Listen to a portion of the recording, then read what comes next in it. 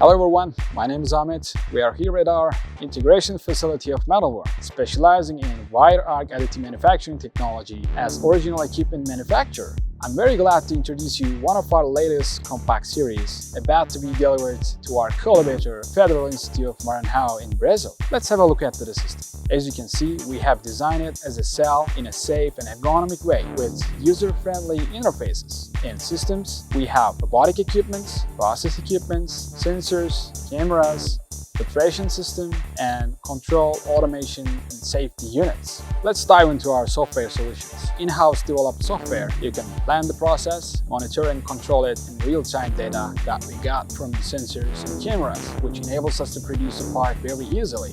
On the other side, there are subsystem components like robots and positioners. We design the positioners, manufacture and integrate them in-house. Thanks to the dual station, we can produce the parts simultaneously, which enhance the production capability and functionality. Thank you for watching this video and feel free to contact with us. We're so excited to hear your comments and opinions.